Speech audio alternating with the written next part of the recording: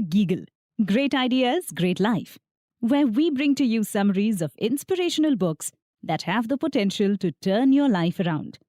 I am Mohita, and I am a giggler. And you are listening to the summary of Rich Dad, Poor Dad by Robert Kiyosaki. Remember, we have many more book summaries right here that will not only entertain you, but also educate you. So browse through our wide library of book summaries to get your dose of knowledge anytime you want. For now, let's find out what Robert Kiyosaki has to tell you in his best-selling book, Rich Dad, Poor Dad. Robert Kiyosaki had two fathers, a well-educated father who had a PhD yet died broke. He called him Poor Dad. The other one was not that well-educated but was rich. He called him Rich Dad. Robert's dream of becoming rich started when he was young. His poor dad wanted him to study more and secure a job at a large company. Rich Dad was his friend Mike's father. He wanted Robert to take risks and learn that not all lessons were taught in school. He wanted Robert to know that some lessons had to be taught by going through hardships.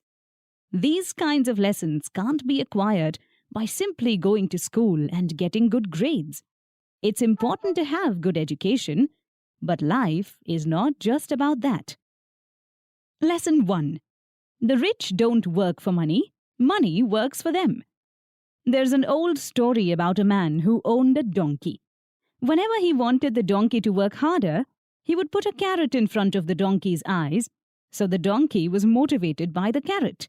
It kept walking, hoping to reach that carrot one day. This worked well for the man, but was not ideal for the donkey. The carrot in this story is like money.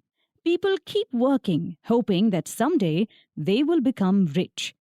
Money is an illusion. You'll never reach it if you are working only to take the carrot.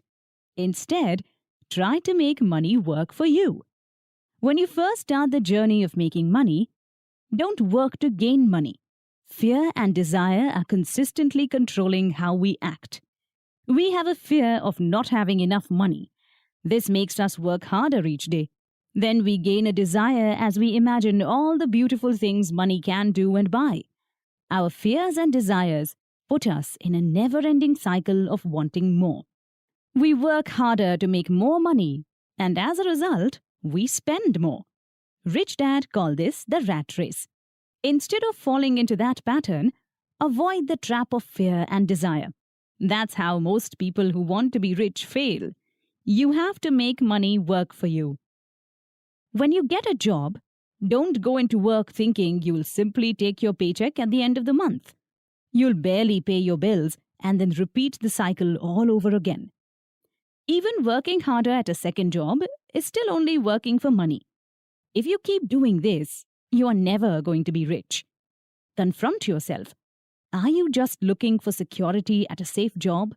Are you working to make more money because you think that this is going to make you rich or satisfy you?